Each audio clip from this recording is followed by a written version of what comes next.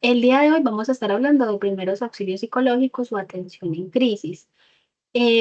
Esta asesoría la estoy haciendo bajo dos aspectos muy importantes. La primera es que ustedes inevitablemente en algún momento de la práctica van a atender en crisis. Entonces eso hace parte pues como de los elementos principales que ustedes deben tener a la hora de enfrentar esto.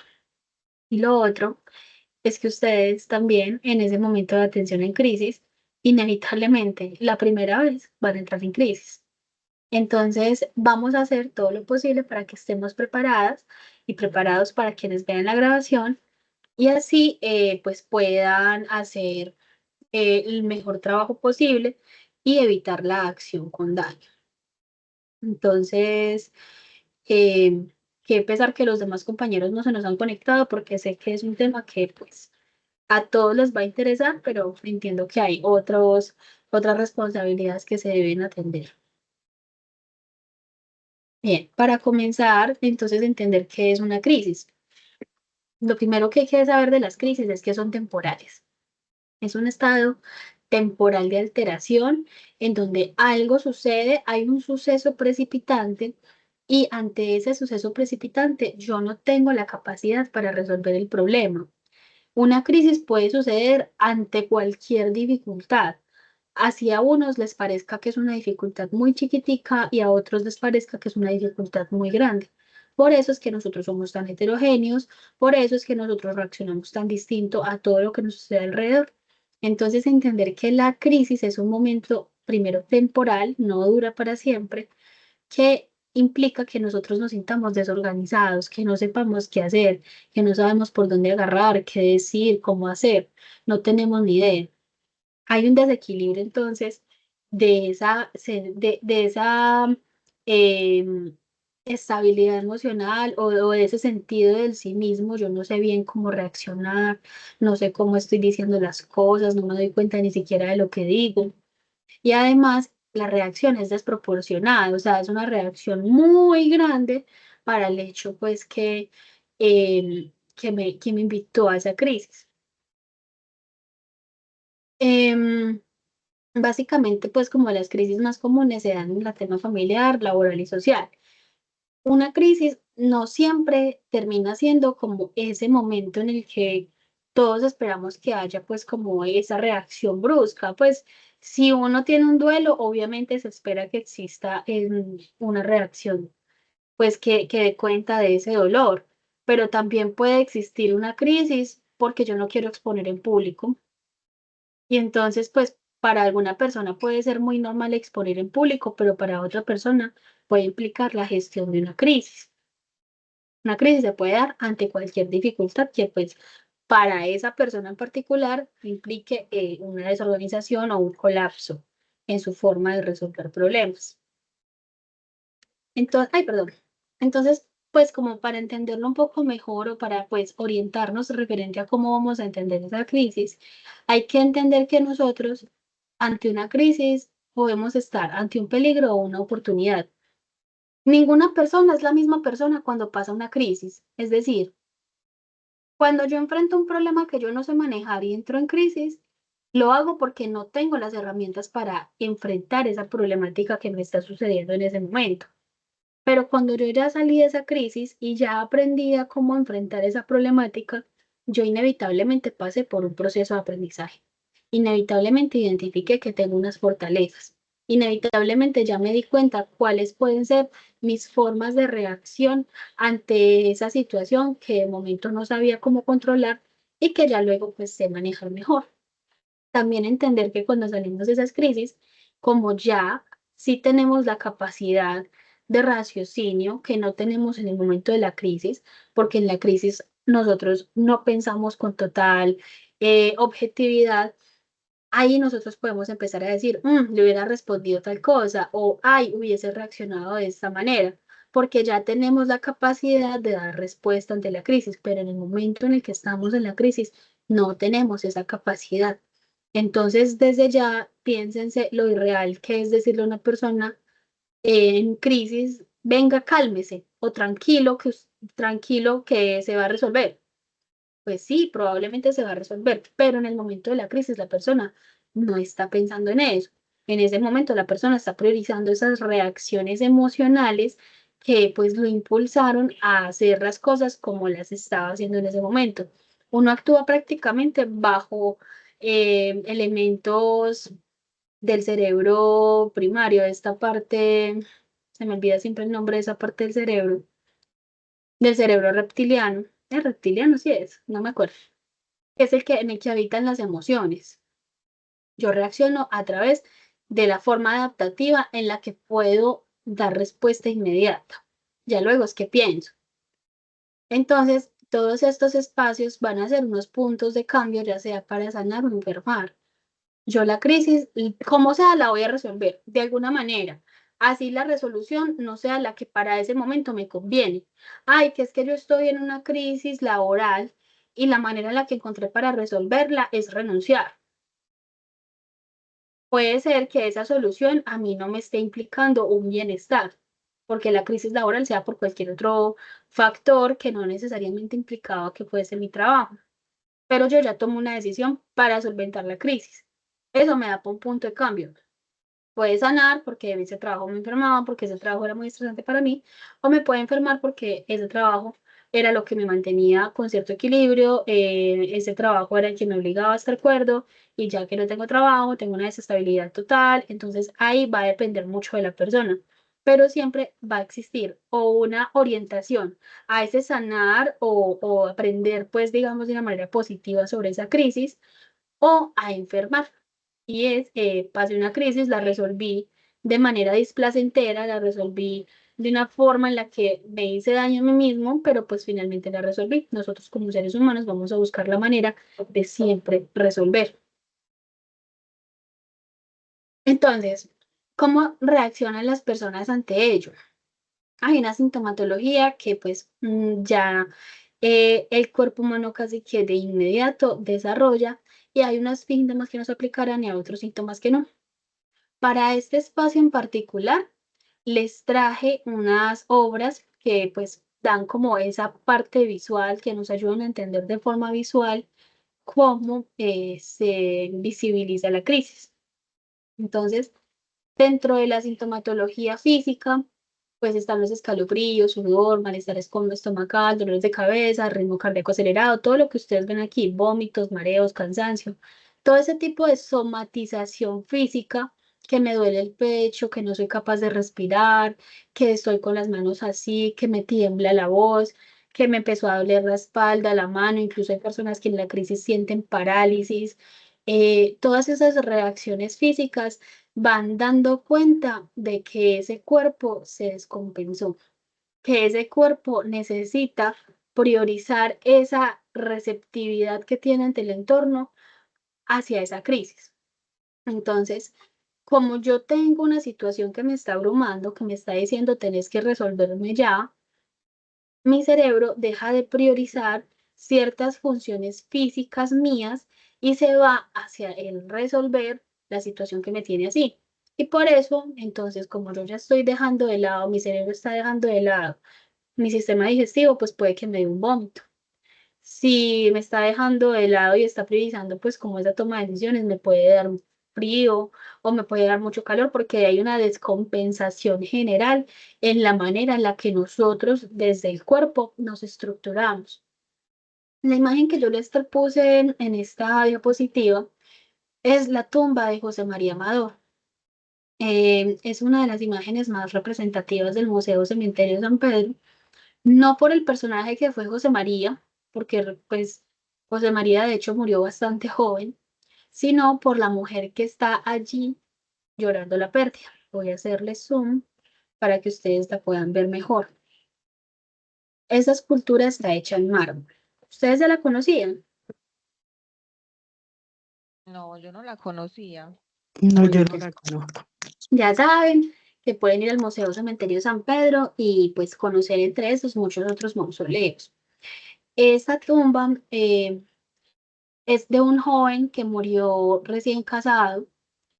Él era el hijo de, de una de las familias más poderosas que existieron en la época en Medellín.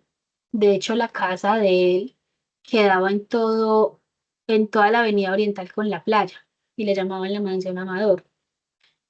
Él se casa y los papás muy contentos lo mandan de luna de miel para Europa, se va varios meses y vuelve con una enfermedad que poco a poco lo acaba y pues termina yéndose.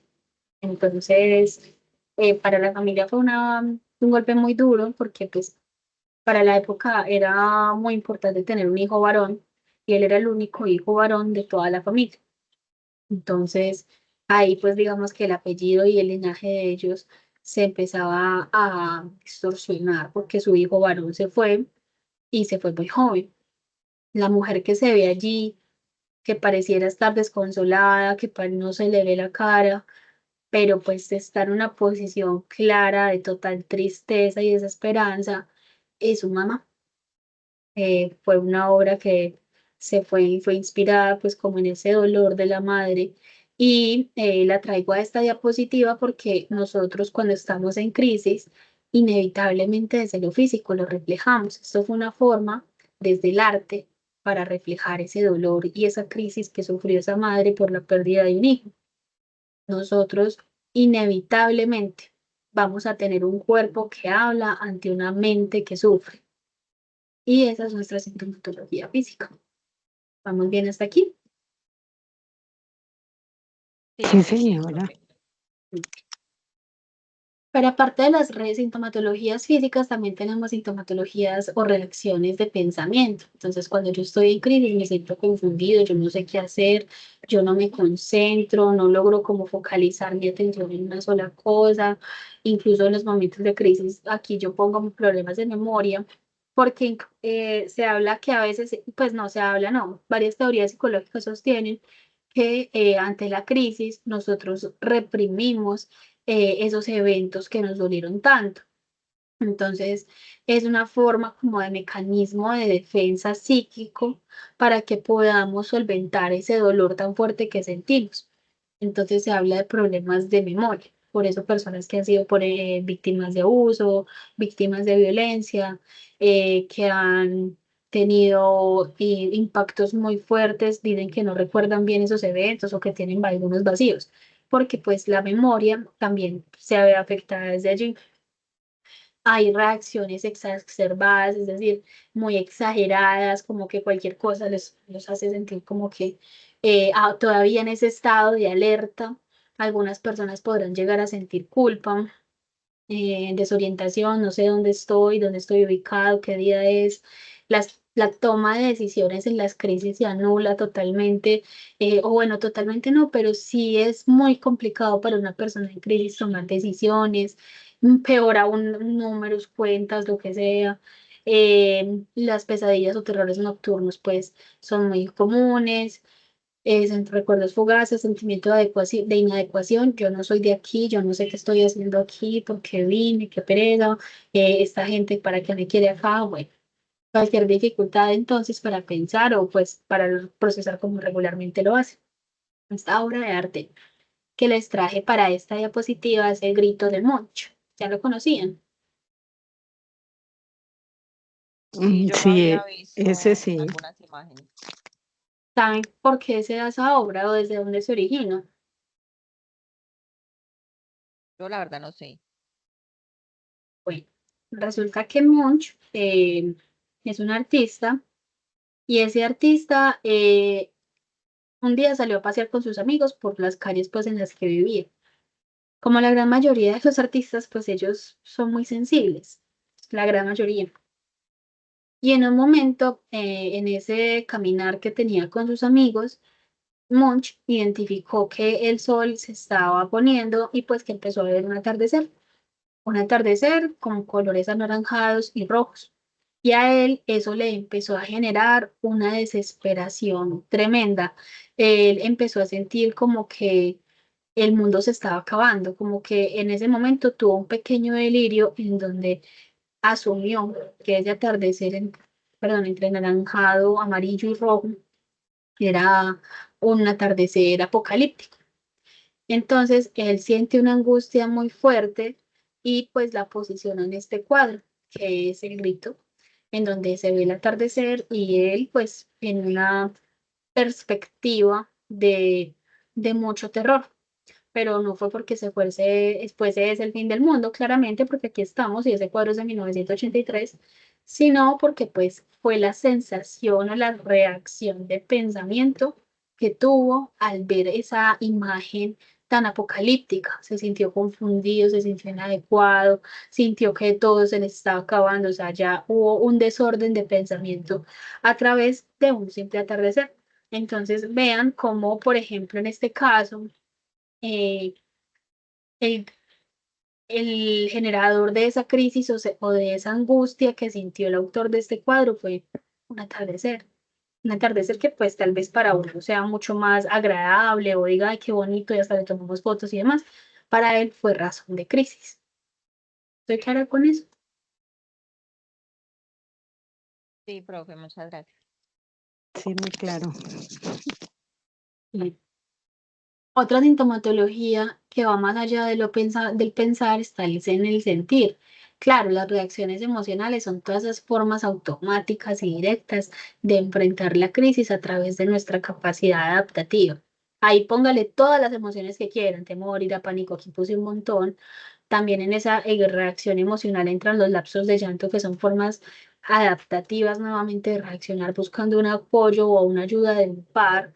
Irritabilidad, que es esa preparación para la acción, para el impacto hacia un otro. El sentimiento de desamparo, que es el no sé qué voy a hacer, estoy solo, esto definitivamente no tiene solución. Bueno, negación, o cualquier otra emoción que para uno no sea normal, o sea, que a ti te pasa algo y tú dices, pero yo, ¿por qué me estoy sintiendo así? Esto no es normal para mí, yo no reacciono de esta manera. Conocen el cuadro que les pongo acá. Sí, yo lo he visto, pues que conozca el significado, no, pero sí lo he visto mucho últimamente. Y Ludwig. Igual lo he visto, pero no lo contextualizo. Listo. Ese cuadro se llama La noche estrellada y es de Vincent Van Gogh. Van Gogh fue un artista que pues para la época no fue para nada relevante. O sea, él murió pobre, solo y en un psiquiátrico. Van Gogh él tuvo muchas dificultades. Él fue un artista, voy a decir la palabra, pero realmente no lo considero así, y no fue que la percepción con la que lamentablemente murió, para él era un artista fracasado para su época, pero era porque él tenía una condición psiquiátrica que hacía pues que tuviese como muchas dificultades para socializar y para poder enfocarse en las necesidades sociales que él tenía. Si ustedes quieren, pueden leerse las cartas que él le escribía a su hermano, que era como su círculo cercano, su factor protector, que él tiene pues hay una recopilación de estas, donde ustedes pueden ir explorando un poquito, se llama Cartas a Teo. Cartas a Teo, no, cartas de ateo. Bueno, y cuando Van Gogh hizo este cuadro, él se encontraba recluido en un centro psiquiátrico. Esta era la vista que tenía Van Gogh de un centro psiquiátrico, desde la ventana que tenía en el centro psiquiátrico. Él decía que cuando él se asomaba a la ventana y lograba ver la ciudad, él sentía como las estrellas tenían vida y se iban moviendo. Entonces él por eso trata que sus trazos sean muy vivos, muy como si se estuvieran moviendo. Van Gogh ante pues ante las condiciones en las que vivió y en las que sintió que era un artista que era fracasado, tuvo muchas reacciones emocionales. Una de las más famosas fue la de la oreja. ¿Conocen la banda de la oreja de Van Gogh? Sí, la he escuchado Sí, mucho. señora, ¿Saben por qué se llama así? No. en honor en honor a él, ¿no? Más o menos. Resulta que Van Gogh se hizo un autorretrato y él se hizo un autorretrato como así. Vamos a quitar el audífono para que ustedes puedan ver mi oreja. Entonces él estaba volteando y se veía como así, o sea, solo para esta perspectiva de la cara. Cuando él ve el autorretrato, él entra entonces en un estado de confusión porque solamente se hizo una oreja y empieza tener un proceso pues de delirio y a decir que como así, que solamente tiene una oreja. Y para él parecerse a la obra que él acababa de pintar, en un momento de desesperación, como una reacción emocional, se corta la oreja para quedar exactamente igual que el autorretrato. Hola Cindy, ¿cómo estás?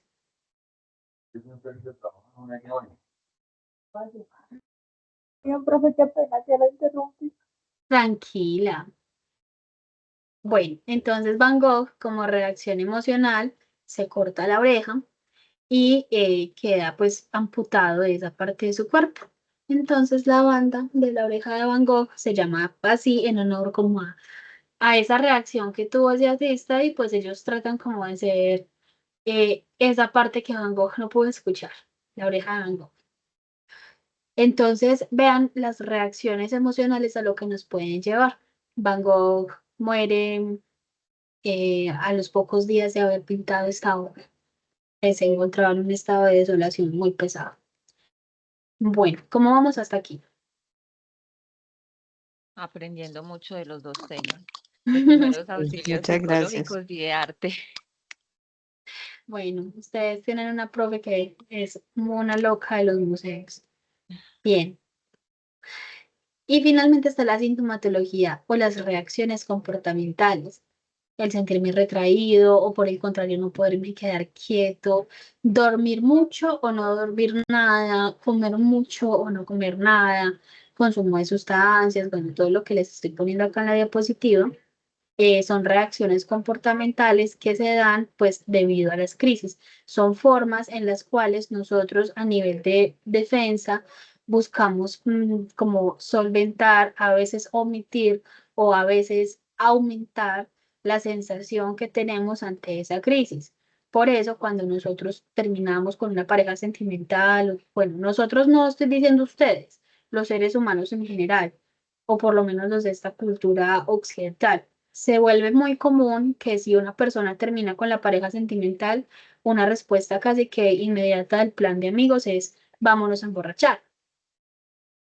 ¿Por qué nos vamos a emborrachar cuando nos termina la pareja sentimental? Para evadir, dejar de sentir. Ujú. Es una conducta evasiva. Entonces, lo que se hace allí es intentar omitir ese sentimiento de dolor que me está proporcionando la crisis sobre la cual estoy transitando. Lo mismo pasa cuando tengo cambios en el sueño. Si estoy durmiendo mucho, estoy tratando de evadir. Si estoy durmiendo poco, es porque estoy sobrepensando, estoy rumiando, estoy teniendo mil escenarios imaginarios en los cuales o vuelvo con esa persona, o ya me conseguí a otra, o ya pues tengo todas las formas, todos los finales posibles me los imagino mientras no logro dormir. Todo eso hace parte de esas reacciones comportamentales. ¿Ustedes conocen este cuadro? Lo he visto también. El significado no me lo sé, pero Ujú. sí lo he Ay, visto. sí. Tocó tomar un curso intensivo. Pero muy bueno, muy No, chévere. vean, yo les traje obras de arte por una razón, porque los artistas regularmente no hacen obras de arte porque sí. Los artistas hacen obras de arte porque las sienten, porque las deben hacer, porque hace parte como de esas necesidades que surgen en ellos para poder expresar el sentir que con las palabras no siempre son tan fáciles. Esta obra es de Dalí, se llama La persistencia de la memoria y pues tiene estos relojes derretidos, como cansados, como gastados, porque Dalí, en el momento de generar esa obra, habla de cómo el tiempo te va desgastando, como cuando tú estás constantemente bajo un dolor y a todos nos dicen es que el tiempo todo lo cura y resulta que no necesariamente el tiempo todo lo cura. Ese tiempo también desgasta, ese tiempo también agota, ese tiempo no resuelto se derrite y esa maquinaria que nos ayuda a sostenernos en el tiempo, como lo es la sensación de las horas, lejos de ser un aliviado o algo que nos alivia, termina siendo algo que nos termina acabando poco a poco. Bien, Fuimos claros con la sintomatología y con la mini clase de arte. Sí, Sí, súper claro. señora. Y el hilo conductor, perfecto. Me alegra que estén entendiendo todo súper bien, es la idea. Hay unas propuestas de etapas de la crisis. Quiero ser clara con que esto no es lineal. No es que yo voy a tener paso a paso lo que aquí está sucediendo. Hay personas que van transitando entre una fase y la otra. Hay personas que tienen toda la línea que está mostrándose aquí. Y hay personas que se saltan fases. Pero vamos a tratarla desde esta propuesta y ya pues ustedes van a ir viendo en la práctica cómo esto es variable. Entonces, la primera etapa de la crisis es que hay un suceso, hay algo que precipita esa situación, hay algo, la gota que derrama el vaso. Ese suceso puede ser esperado o inesperado. Y ese suceso, ahorita más adelante también voy a hablar un poco de eso, va a ser algo o muy impactante o un pequeño fragmento de algo que me desemboca, algo mucho más fuerte. Em, en algún momento tuve unas pacientes que se estaban divorciando y todo comenzó porque, o la pelea o el problema pues que nos los llevó a tomar la decisión del divorcio fue porque en un momento el chico dejó la luz prendida. Cuando él deja la luz prendida, pues una luz prendida que no estaba usando. Cuando él deja esa luz prendida, la chica de una reacciona y le dice, claro, como usted acá ni siquiera es capaz de apagar un bombillo. Entonces, y entonces en vez de reaccionar como eh, en tono de conversación, él también reacciona de forma hostil y le dice, pero es que vos no sos capaz de apagarla. Entonces, desde allí ya empieza una discusión que habla sobre las expectativas, los actos que ha hecho el uno con el otro, pero se originó porque uno no se apagó un bombillo que a hoy ves viéndolo desde un punto externo, uno dice, pues, ¿cómo se van a divorciar porque no se apagó un bombillo? Claro, no se divorciaron porque se apagó un bombillo, se divorciaron porque tenían un montón de situaciones internas que no habían salido a flote o que habían salido a flote de una forma pasivo-agresiva, pero el suceso precipitante o el punto de quiebre final fue que no se apagó un bombillo.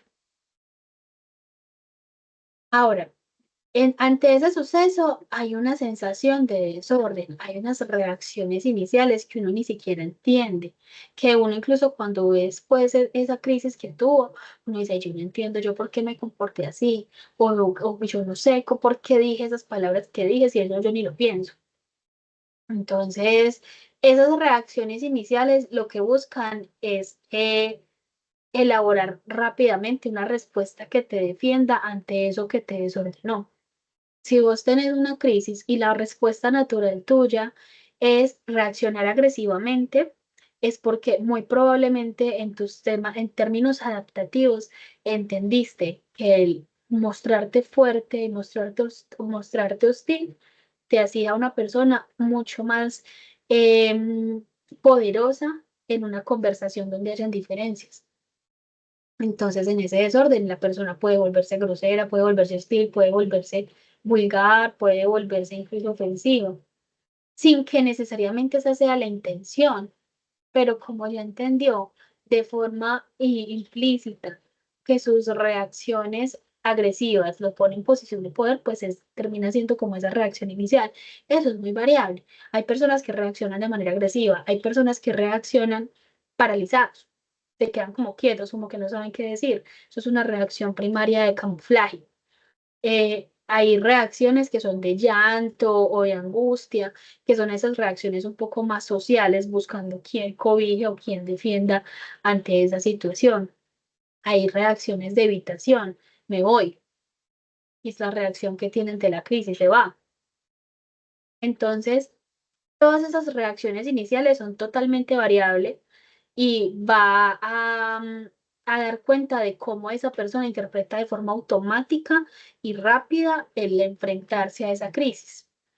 Luego de esa sensación de desorden, entonces se da la negación. ¿Qué busca la fase de negación? Que ese impacto no me duela tanto, que eso que está sucediendo me haga pasito. No me acuerdo con qué grupo estuve hablando yo en una de las asesorías que hay gente que tiene tusas a cómodas cuotas, que no termina directamente la relación, sino que poco a poco se va alejando de la persona y luego ahí sí la termina. Esa negación es ese momento en el que yo, por ejemplo, tengo una pérdida de una pareja sentimental, pero le sigo escribiendo. ¿Ves? ¿Sentiste el temblor? Pues, o sea, como que sin razón de ser, pero le sigo escribiendo. O también otras formas de negaciones, cuando yo pierdo un trabajo o digamos me echaron del trabajo y yo sigo escribiéndole a los compañeros, ya tienen listo tal informe. Son formas de negación, de hacerme sentir como si todavía estuviese en el trabajo. Otras formas, cuando las personas fallecen, muchas formas de negación terminan siendo incluso alucinógenas, pues no porque se consuman algo, sino que hay gente que dice, ay, es que yo lo vi, o que yo salgo y me fijo si está en la misma parte, digamos, mi abuelo estaba acostumbrado a sentarse en tal banca del parque, entonces se sale y se fijan a ver si está sentado en la banca del parque. Es una forma interna de negación, porque uno sabe que la persona ya no está, pero uno igual se fija a ver si de pronto lo ve. Son formas internas. Em, pero lo que busca finalmente es como sí, que ese impacto me duela un poquito menos, como ir llevándolo de a poco para poder entender que esa situación pues tuvo un cambio. Luego de la negación, entonces entran los momentos de intrusión, que es cuando yo empiezo a tener ideas de qué hubiera dicho, cómo hubiera reaccionado, qué rabia, es que a mí que dicen, ay, no, yo no voy a hablar más de ese tema, pero ¿sabes qué es lo que me da más rabia? O sea, todo el tiempo está devolviéndose a ese tema, está rumiando, le está martillando la cabeza. Y en ese martilleo, pues se imagina nuevamente los 50.000 escenarios de qué hubiese dicho, cómo hubiese reaccionado, yo por qué respondí así, no, es que le hubiera dicho tal cosa. Todo eso es el momento de la intrusión. Cuando, pues me disculpa que me remita como tanto al tema de relaciones sentimentales, pero últimamente me están llegando muchos pacientes por duelo. Entonces, la intrusión, en uno de mis pacientes que yo estaba tratando, él dice, es que a mí lo que me da más rabia es que ella en cualquier momento va a tener otro novio. Claro, obviamente ella en cualquier momento va a tener otro novio. Pero entonces a vos, ¿por qué te está importando en este momento eso si vos ya terminaste con ella? Pues yo no le hice esa pregunta, pero es como esas ideas constantes de como poneme el dedo en el morado para que me duela más. Así. Luego de la intrusión, ya entonces empieza a pensar en la translaboración, que es cuando yo empiezo a expresar, estoy triste por esto, esto y esto, me dolió mucho esto, me costó mucho esto. Es cuando ya uno empieza a negociar con ese momento de la crisis, cómo lo voy a superar o qué sí me llevo o qué mejor no me llevo. Incluso en ese espacio es en donde ya empieza todo el proceso como de restricción no tanto, se me olvidó la palabra, pues como de llevar esos dolores un poco al inconsciente eh, y de dejar ya pues como lo que me importa en el consciente. Y ya luego pues se habla de la terminación, que es la integración de esa crisis a la vida. De toda crisis se aprende, de toda crisis. Traten ustedes de pensar en un momento en el que estuvieron en crisis, un momento en el que ustedes no supieron qué hacer. Puede ser una crisis laboral, una crisis personal, una crisis de estilo de vida, una crisis con la familia. Y piensen qué aprendieron de esa crisis. Ustedes son las mismas personas cuando estaban en esa crisis. No. Todos nosotros aprendemos de esas crisis. Eso es lo bonito de las crisis, que son muy duras, durísimas. Son la cosa más aburridora, ojalá ninguno tuviera que pasar por una, pero todos tenemos que pasar por muchas, porque si no pasamos por las crisis, no nos motivamos a mejorar. Entonces, hace parte de ese proceso. Hay dos tipos de crisis como a nivel macro.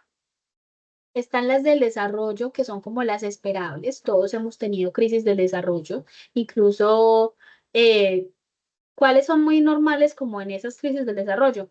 El primer día del colegio, la primera vez que se perdió de pronto una materia o que tuve un problema en el colegio con un amiguito. Em, Otras crisis esperables son la adolescencia, que es una edad compleja, que es una edad en la que yo no estoy ubicado en qué quiero, cómo quiero ser, si hago esto bien, si estoy muy chiquito para hacer esto o estoy muy grande para hacer lo otro. Otro tipo de crisis terminan siendo las esperables, terminan siendo las muertes que son esperables, es decir, si yo tengo una persona adulta mayor enferma en mi casa y yo sé que en un momento esa persona se me va a ir, pero aún así me va a doler mucho. Es una crisis esperable. Una crisis esperable es cuando una mujer queda en embarazo, que todo el proceso del embarazo es una bomba hormonal. Las que saben mamás, pues sabrán hablar mejor de eso que de mí, que yo. Y de hecho, incluso entra ahí todo el proceso del parto y posparto, en donde ya hay una línea en donde, pues, por un lado sos mamá, pero por el otro lado tenés que seguir siendo una mujer, esposa, hija, trabajadora y demás. Entonces, todo eso son crisis como del desarrollo esperadas, que son momentos que uno sabe que de una u otra manera va a pasar o que momentos que uno elige. Incluso el matrimonio, si uno lo ve en perspectiva, también puede llegar a ser una crisis porque es el momento en el que empiezas a convivir con otra persona que es totalmente diferente a ti, que tiene unos estilos de vida distintos a los tuyos, que tiene una percepción de cómo debe criar a una persona o cómo debe comportarse en una casa. Y eso se puede volver una crisis. Y por otro lado están las crisis circunstanciales, que son las crisis que nadie se espera. Una crisis circunstancial, por ejemplo, una enfermedad. Uno no se espera una enfermedad o una enfermedad de alto impacto, pues no una gripe. Díganme si no fue una crisis muy tremenda el COVID. Eso fue una crisis circunstancial. Nadie se esperaba que nos fuesen a encerrar. Nadie. Y hubo muchas personas que entraron en una crisis por eso. Son circunstanciales. ¿Cómo sabemos que son circunstanciales? Porque son repentinas, porque nunca nos imaginamos que nos va a pasar. O sea, en este momento yo creo que ninguna de nosotras pensó hoy en que va a tener una enfermedad de gravedad, porque uno siempre asume que va a estar sano, pero todos acá estamos sensibles o estamos posiblemente implicados en que nos pueda dar una. Cuando eso sucede hay una urgencia inmediata por resolverla y pues hay crisis que incluso no necesariamente son individuales, sino comunitarias. Una crisis comunitaria, lo que pasó en Armero hace, ya creo que son unos 30 años. Eso fue una crisis comunitaria. A todos les pasó lo mismo. Una crisis comunitaria, el terremoto de Japón, que fue hace como 8 años. Una crisis comunitaria, incluso pues quedémonos aquí un poco más cerca y más a esta época. Una crisis comunitaria son cuando han ocurrido esos atentados en el Cauca últimamente que afectan a toda la población de manera directa. Esas son crisis comunitarias. Les puse aquí como la imagen de algo que es una crisis que también no estamos hablando mucho, pero que se da, que es la crisis entre los 30 y los 40, que es cuando ya las personas como que sienten que se están envejeciendo o sienten que ya, como se dice coloquialmente, la está dejando el tren y entonces empiezan a tener algunos comportamientos un poco adolescentes. En la imagen dice que qué loco, cuando era chica lo único que quería era crecer para vestirme como mi mamá, peinarme como mi mamá y parecerme a ella. Y ahora que crecí resulta que es ella la que quiere vestirse como yo, peinarse como yo y parecerse a mí. Es una mamá que está tratando de verse adolescente. Esos son actitudes negacionistas, eso es una fase de negación al entenderse como un ser humano que va a envejecer, que todos nosotros vamos a envejecer. ¿Cómo? Ya eso dependerá, pero todos los seres humanos, a hoy, en este momento todas nosotras nos conocemos y a hoy todas nosotras somos más viejitas que el día que nos conocimos. Inevitablemente, todos vamos para allá, pero el entendernos como gente que está envejeciendo es muy duro, termina siendo una crisis. Bueno, referente entonces a esto, tengan en cuenta siempre la gravedad del suceso precipitante. Hay crisis que tienen unas gravedades o unas consecuencias mucho más pesadas que otras. No es lo mismo la manera de reaccionar ante una crisis de, no sé, me saqué 2,8 el examen, que hay gente que le da crisis por eso, a una crisis de se me incendió la casa. Hay una gravedad muy distinta allí. Entonces, ustedes tendrán que tener muy presente eso. Los recursos individuales de la persona, todos nosotros tenemos potencialidades, todos nosotros somos personas con aprendizajes previos. Revisar cuando estemos atendiendo a esa persona cuáles pueden ser esas potencialidades, cuáles son esas características que lo pueden impulsar a estar mejor. Y también los recursos sociales, quién es su familia, quiénes son sus amigos, quiénes son las personas que para esa persona le puede significar bienestar. Ojo con eso, para esa persona. La familia no siempre es un lugar seguro. Los amigos no siempre son un lugar seguro. La pareja no siempre es un lugar seguro. A veces esos puntos que nosotros esperaríamos fueran de apoyo terminan siendo factores amenazantes. Hable bien o pregúntele a la persona cómo se siente si se contactara a alguna de estas áreas de su vida, porque no necesariamente son factores de apoyo. ¿Cómo vamos hasta aquí, chicas? Bien, Muy profe, bien. aprendiendo mucho. Ahora ya pues como directamente hablar de qué son los primeros auxilios psicológicos. Chicos, los primeros auxilios psicológicos no son exclusivos de nosotros los psicólogos. Cualquier persona en el mundo puede entrenarse en primeros auxilios psicológicos y dar un acompañamiento entre ellos, porque pues de hecho todos ustedes han hecho unos primeros auxilios psicológicos alguna vez en su vida. Es muy pues, probable, no, yo estoy segura. Todos ustedes han hecho, sino que no lo han hecho sabiendo que lo están haciendo. A ustedes lo llaman la mamá llorando porque, no sé, tiene problemas económicos o peleó con el papá o peleó con su hermanito, o no sé si así en la comunidad le ha pasado que le llegue una persona con una angustia tremenda y uno lo atendió, uno lo escuchó, uno buscó la manera de calmar a esa persona. Esos son primeros auxilios psicológicos. Sino que no lo hicimos de forma técnica. La idea es hacerlo de forma técnica o pues de tener como las herramientas para poder acompañar a las personas a quienes esto les sucede. Lo que busca entonces, o la parte inicial, principal, primordial de los primeros auxilios psicológicos, es evitar el suicidio. Esa es la primera causa por la cual el primer auxilio psicológico es tan importante, porque evitamos que esa persona que se encuentra entre una situación desesperada piense como una posible solución la muerte. Eso termina siendo la fuente primaria o la razón primaria por la cual nosotros realizamos primeros auxilios psicológicos. Igualmente se encuentra el brindar el alivio emocional y el prevenir las secuelas que pueden dar después, porque las decisiones que se tomen en esos primeros auxilios psicológicos pueden dar cuenta de la gestión o no de posibles secuelas. Si Van Gogh al momento de cortarse la oreja hubiese tenido primeros auxilios psicológicos, tal vez habría muerto con las dos orejas, pero se la cortó, ¿sí? Si muchas personas que están, por ejemplo, en este momento haciendo la práctica del cutting, que es cortarse las manos, tienen un buen acompañamiento de primeros auxilios psicológicos, probablemente puedan ir disminuyendo esas marcas y evitando que se hagan unas lesiones a futuro que siempre las van a llevar consigo mismos.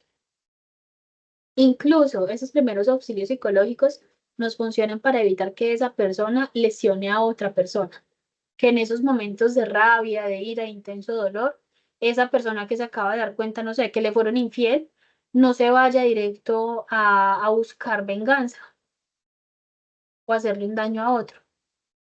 Para eso son los primeros auxilios psicológicos. Entonces, bueno, ¿cómo podemos hacer? Pues aquí cuando dicen cómo, digamos que es el uso de herramientas simples y quién, cualquier persona entrenada. No hay que ser psicólogo, no hay que estar graduado, cualquiera de nosotros puede hacer primeros auxilios psicológicos. Sin embargo, tengan en cuenta lo siguiente, señoritas, ustedes que se van a graduar de psicólogas. Cuando nosotras nos encontremos en un escenario en el que se encuentra una persona en crisis, estamos obligadas legalmente a brindar primeros auxilios psicológicos. Es una obligación que ustedes adquieren. Así como cuando hay un médico y en un accidente y ese médico busca la manera de atender, nosotros psicólogos vamos a tener la obligación legal de atender a una persona en crisis. Si usted está en su unidad, en su casa, no está en su rol, no está trabajando, se monta en el ascensor, hay otros dos vecinos y ese ascensor se vara y uno de esos dos vecinos es claustrofóbico y entra en crisis, usted debe brindarle primeros auxilios psicológicos. Es su obligación. ¿Listo? Ahora, ustedes van a tener algunos elementos que van a necesitar que ustedes la deriven a atención primaria. ¿Qué es atención primaria? Que llamen a la policía o que llamen a los códigos dorados, porque hay situaciones que exceden nuestras capacidades. Nosotros no somos todopoderosos, yo sé que nos gusta pensarnos así, que somos salvadores del mundo y que todo el mundo va a mejorar con nosotros, pero lamentablemente no lo es. Hay cosas que no podemos controlar. ¿Qué elementos hay que tener en cuenta para que ustedes hagan esa derivación a policía o código dorado? Cuando exista una ideación suicida, usted puede contener emocionalmente a esa persona por un momento, pero es su obligación llamar inmediatamente a la línea de código dorado que ya los ángeles hermosos con los que ustedes estuvieron la semana pasada les dieron la línea, ¿cierto? La recordamos. Sí, profe. 444-4448. Exacto. Entonces, ahí, si ustedes tienen una persona con riesgo suicida, no es que yo la atendí un ratico y váyase. No, yo le hago contención emocional hasta que llegue el personal encargado y ya le haga toda la remisión necesaria para que pueda hacer, pues, para que tenga acceso a sus servicios en salud. También cuando hay un riesgo de agresión a terceros, o sea, usted ve una persona descontrolada, furioso, que le va a pegar a alguien, usted no se va a atravesar, porque usted también le van a pegar. O puede ser la persona a la que, pues, o esa persona le puede agredir directamente. Entonces, vamos a llamar a esa atención primaria para que le hagan toda la restabilización a esa persona. También cuando no hay reacción a estímulos, que usted llega y la persona está quieta mirando para el vacío. Y usted le dice, hola, mucho gusto. O que usted la mira y le trata como de acercársele y no hay, está totalmente ido. También se va para derivación. Cuando existen ideas desajustadas de la realidad, es decir, ideas que está viendo, que está teniendo una pequeña crisis psicótica, teniendo alucinaciones, viendo monstruos, escuchando voces, todo eso. Y finalmente, cuando existen crisis de pánico, que es donde están con los gritos, corriendo, desesperados, en todos esos casos, ustedes inmediatamente van a llamar ya sea a la policía o al número, ¿cuál es, Lugdi? 444-4448. Excelente. Listo. Entonces, recordemos, no somos todopoderosos y vamos a buscar acompañamiento cuando sea necesario. Bueno, este es el último cuadro que les muestro hoy. ¿Lo conocían? Este sí no lo conocía yo. Igual de vista, pero no sé qué nos quiere decir. Pues cada uno le da una interpretación, pero en realidad no. Este cuadro se llama El hijo del hombre, el autor se llama Magritte. Magritte fue un artista que tuvo una madre, había tenido varios intentos suicidas, pero ninguno había sido consumado.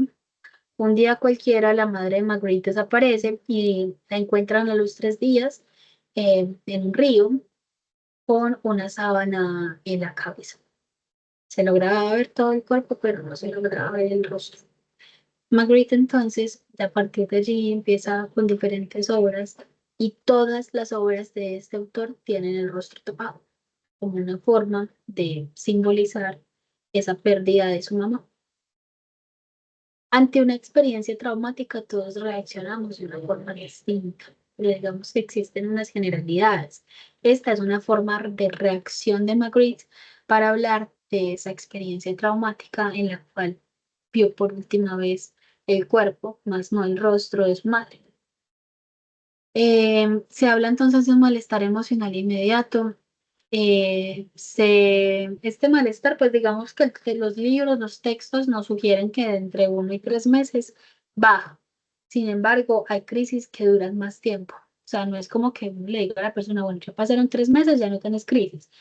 Pues realmente cada quien va con sus tiempos, pero pues este vendría a ser como un promedio. La mayoría se recupera, la gran mayoría logra volver a retornar a su sentido vital, pues a la manera en la que llevaba su vida, pero no todos. Y pues 1 de cada 7 personas queda con pues, secuelas emocionales, ya sea trastorno de estrés postraumático, depresión, insomnio, pues queda con algo ante una crisis que pues implicara esa reacción y ese sostenerse en esa sintomatología. Entonces, lo que se busca en los primeros auxilios psicológicos es que evitemos pues, que esas reacciones lleguen a ser tan fuertes y que pues podamos disminuir lo más posible, lo que más podamos en las secuelas que desde allí se desemboquen. Tengan claro esto, muchachos. Las reacciones que uno tiene cuando está en crisis son reacciones normales de personas que están en situaciones anormales. Es normal que yo ante una situación anormal llore, grite, patalee, me enoje, me quede callada, me quiera ir. Son reacciones naturales, son reacciones normales, porque son situaciones anormales, situaciones con las que yo no estoy acostumbrada a tratar, situaciones que yo todavía no sabía cómo resolver y por ende, pues no tengo las herramientas para darles frente. Bueno, no me voy a detener como mucho aquí porque ya creo que les he hablado pues como las ventajas del primer auxilio psicológico. También esta parte, pues tener en cuenta, chicos, que nadie elige estar alterado. O sea, yo no me levanto hoy diciendo, ay, tan bueno que me dé una crisis, tan rico llorar. No, realmente. A uno esas crisis pues lo llevan a un punto en el que el raciocinio se logra borrar un poco. eh, También quitarnos de la cabeza ese pobrecito, la sensación de pobrecito. Todos tenemos potencialidades, todos tenemos herramientas, pero a veces nos quedamos en la victimización y a veces para nosotros termina siendo mucho más sencillo el asistencialismo. Entonces todos tenemos recursos y resistencias, sino que pues tenemos que explotarlos, tenemos que buscarlos y las crisis son parte de esa búsqueda de esos recursos. Bueno. ¿Cómo vamos a atender entonces estas crisis que yo llevo 1 hora contándoles? Hay un protocolo que es el sugerido, que es el ABCDE. ¿De qué se trata ese protocolo? Como de algunos tips o pasos que vamos a llevar a la hora de acompañar a alguien que tenga una crisis. La A significa active listening, o sea, escucha activa. La B es breathing, que significa respirar. Entonces, para ponerlo en español, se pone reentrenamiento de la ventilación, pues que sabemos que ventilación se escribe con V, pero para que recordemos la letra B. La C es categorización de las necesidades, la D es derivación a las redes de apoyo y la E es la psicoeducación. Paso inicial, paso para que ustedes lo tengan presente siempre, la escucha activa. Es fundamental escuchar muy bien lo que les dice, ver cómo se comporta esa persona, demostrar que usted está poniendo atención. Si usted está atendiendo en crisis, suelte lo que sea que esté haciendo. Trate de soltar el computador, si está en el computador o el celular o lo que sea. Mire fijamente a esa persona. Si la persona no quiere hablar, no lo obliguen, le diga que es que tiene que hablar. Hay momentos en los que las personas quieren silencio, únicamente quieren compañía. Ojo con el tono de voz, revisemos muy bien cómo estamos tratando con el otro, de qué manera nos estamos comportando, cómo nuestra voz puede ser de calma o puede ser de molestia. Ustedes muchas veces me han encontrado es que fulanita de tal habla como muy brusco, ¿cierto? Una vez identifica eso. ¿Ustedes cómo están identificando sus tonos de voz? ¿Cómo están haciendo para suavizar ese tono de voz?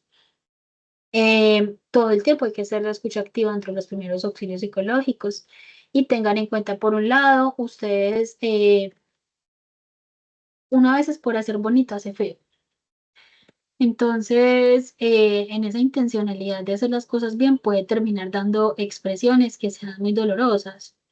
Entonces uno le dice, ay, es que ¿Y usted para qué se va a poner a llorar? ¿Usted cree que está solucionando eso llorando? Pues o sea, seguramente no, pero en ese momento quiere llorar, déjelo llorar. O, ay, pero ese problema suyo no es tan horrible. O, ay, tenga en cuenta que usted todavía tiene más cosas. Em, Hace poquito me tocó, pues no me tocó, estuve viendo a una influencer que lamentablemente perdió un bebé y estaba comunicándole a sus seguidores que perdió un bebé. Entonces me metí como buena chismosa a ver los comentarios y en los comentarios la gente le decía, ay, pues al menos todavía está joven para que encargue otro. ¿Ustedes qué piensan de esa respuesta? Le No es falta inadecuado. sensatez. Exacto. Cero empatía. Cero empatía, ningún hijo reemplaza a otro. Incluso para utilizar ese mismo ejemplo de la influencer que perdió el bebé, ahorita les estaba hablando de Van Gogh, el artista de la oreja, ¿cierto? Vincent Van Gogh eh, nació muerto, el primero, y luego la mamá volvió a quedar en embarazo y le puso al siguiente hijo nuevamente Vincent Van Gogh. Y todo el tiempo se le estuvo tratando, diciéndole usted tiene el nombre de su hermano muerto, usted es el reemplazo de su hermano muerto.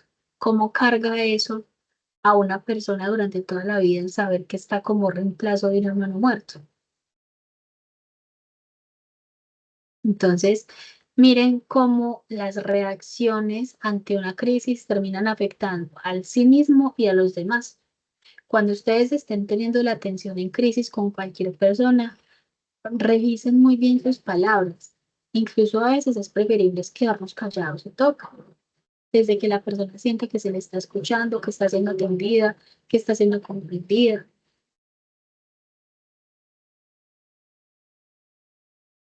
En cuanto al paso B, que es breathe, que aquí pues ponemos ventilación con B, ya sabemos que es con V, aquí entra pues una opción, es decirle a la persona, bueno, vamos a tratar de hacer un ejercicio si estás de acuerdo. Tratemos de respirar profundamente. Annie y Cindy ya son expertas en el tema.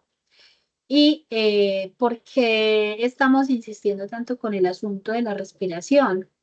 Porque cuando hay una respiración profunda, mis procesos cognitivos se restauran. Y como yo estoy en crisis, como la comunicación neuronal en ese momento la tengo llevada, mi corteza prefrontal no está tomando decisiones, sino que todo lo estoy haciendo desde la parte racional, al yo respirar, me estoy dando unos segunditos para decir, bueno, venga, ¿dónde estoy ubicado? ¿Qué tengo que hacer? Comuníquense ustedes neuronas para yo poder tomar decisiones. Me pongo en una posición del aquí y del ahora, en donde priorizo mi necesidad primaria más básica, que es respirar. Todos tenemos necesidades básicas, comer, dormir, tener una casa, pero la más básica de todas es respirar, es la que estamos haciendo todo el tiempo. Cuando yo priorizo esa necesidad básica, estoy posicionando de nuevo todo mi sistema respiratorio y todo mi sistema neuronal hacia lo primario, hacia lo que tengo que resolver ya, que para este caso es la respiración. Si la persona no quiere respirar, no la vamos a obligar. No puede ser nunca una obligación todo este proceso. En el paso C, entonces es categorizar las necesidades. Bueno, ya logré con que la persona sienta esa empatía conmigo y ya logré que ya sea por respiración o por cualquier otro medio, esa persona se regule y por lo menos pueda hablarme. Entonces, vamos a buscar la manera de buscar prioridades. Listo. Ya me contó la problemática. ¿Qué quieres hacer ya? ¿Qué sientes que necesitas hacer ya? Entonces ahí empiezan a entrar unas categorías que ustedes deben tener en cuenta. Si usted está atendiendo a una persona desde el punto individual, ¿qué área se está afectando? Entonces, ¿a qué área le va a dar prioridad? Si es una condición de desastre natural o así, entonces, ¿qué debe resolver ya? Vamos a enfocarnos en buscar qué hay que resolver ya. Ah, es que estuve en un derrumbe y se me perdió, se me cayó la casa y no sé dónde está mi familia. Bueno, entonces hacemos el proceso hasta que la persona esté un poco calmada y ahí ya ¿Qué quieres hacer primero? ¿Quieres buscar a la policía? ¿Quieres solicitar el paradero de tu familia? ¿Quieres buscar en dónde va a haber el refugio? Ya resolviste las medicinas. ¿Qué vamos a poner primero? Vamos a categorizar y vamos a poner en primer parte lo que hay que resolver ya y luego vamos resolviendo lo demás, pero primero lo que es más primordial para esa persona. Y finalmente la derivación a las redes de apoyo. No, finalmente no, falta una. Que es, ya usted identificó las necesidades, categorizó qué es lo más importante para esa persona, ya usted le va a indicar a esa persona cómo puede resolver. Que es que yo estoy muy triste porque, no sé, a ver, con una situación de crisis, porque en el colegio me hacen bullying. Entonces ya yo me di cuenta, ya restauré con ventilación, ya categorizamos sus necesidades principales. Entonces vamos a mirar cuáles son las redes de apoyo. Vamos a ir donde la coordinadora, vamos a tener en cuenta em, este equipo especializado de convivencia, vamos a hablar con la profesora con la que mejor te llevas, o sea, esas redes sobre las cuales nos podemos soportar para que esa persona sienta que tiene algo más que un profesional que simplemente lo está escuchando. Toda crisis puede buscar pues puede brindar o se pueden gestionar redes de apoyo. Busquen muy bien esas redes de apoyo. A veces no las tenemos en el momento porque pues uno no se levanta todos los días pensando que va a atender crisis a no ser que trabaje en un hospital. Pero si no tenemos esas redes de apoyo en la cabeza, en ese momento le decimos, bueno, voy a estar muy pendiente, voy a hacer unas averiguaciones para ver en cuáles redes de apoyo te puedo o qué fundaciones, qué instituciones nos pueden ayudar para que solventes esa situación por la que estás pasando. Bien. Y finalmente está la técnica, pues la parte de psicoeducación, que es decirle, bueno, usted en los próximos días muy probablemente va a tener dificultades de sueño, entonces trate de eliminar cualquier tipo de distracción o va a dormir mucho, póngase una alarma. Usted en los próximos días va a sentirse desesperado, puede llamar a tal número, puede hacer estas cosas, o sea, darle esa educación de qué va a pasar después y cómo lo puede resolver. Si tienen la oportunidad de dar estrategias de afrontamiento positivas, recomendarle entonces si le funciona la respiración, las técnicas de mindfulness o decirle, bueno, entonces vamos a buscar formas de distracción. Si la crisis es, por ejemplo, por un factor relacional, bueno, todo lo que tiene que ver como con esas dudas y esa información base que puede funcionarle a la persona que se encuentra en crisis. Y bueno, chicas, ya como para que complementen o si quisieran profundizar en estos espacios, hay varios cursos de primeros auxilios psicológicos. Hay uno en Coursera, a mí me salió gratis, no sé si todavía está gratis porque no fue como una promoción de un tiempecito, pero si no está gratis debe estar como a $10 la inscripción. Hay otro de la Cruz Roja, que también es de primeros auxilios psicológicos, ese tiene un costo de 98.200. Y hay uno de la Organización Panamericana de la Salud, que es de primera ayuda psicológica de manejo de emergencias. Ese, hasta la última vez que yo me metí, era gratis. Entonces, esos son algunos cursos pues, que les recomiendo que pueden funcionarles para profundizar en este tema. Yo sé que una clase de hora y media, de dos, pues de una hora, no va a ser como que salimos expertos en primeros auxilios psicológicos, pero pues lo que yo pretendía con este espacio era darles herramientas para que pues puedan atender esas crisis, incluso propias a veces, o que no se sientan tan desprotegidas a la hora de tener que acercarse ante una persona que se encuentra en ese proceso, porque uno de los principales temores que tenemos nosotros como psicólogos es el qué le voy a decir, cómo voy a acercarme. Entonces, aquí lo principal es entendernos como humanos que estamos con otros humanos y que esos otros humanos tienen unas necesidades que todavía no identificamos. Vamos a irnos yendo con ellos a ver qué nos expresan, qué nos dicen, cuáles son sus deseos y a través de la identificación de deseos, pues poder decir, te recomiendo esto o te recomiendo lo otro o pues dame tu número de contacto y te voy a mandar información sobre recomendaciones dependiendo de la situación que pase, que no siempre tenemos esa información en la mano. Hay algo que se me pasó ponerlo en la diapositiva y es que es necesidad y es casi que una obligación que cuando usted atiende a una persona en condición de crisis le haga un seguimiento, por lo menos uno, llamarlo a los días, 2, 3 días, una semana, como hola, ¿cómo estás? Hablas con fulanita, yo hablé contigo, ¿cómo sigues? ¿Cómo estás? ¿Cómo te puedo ayudar? Si llamaste a la fundación que te recomendé o si fuiste al psicólogo de la EPS, ya pues dependiendo de qué sea, pero sí que exista ese seguimiento para que nosotros podamos garantizar que pues la persona realmente reconoció cuáles fueron esas herramientas que les brindamos. Chicas, dudas hasta aquí.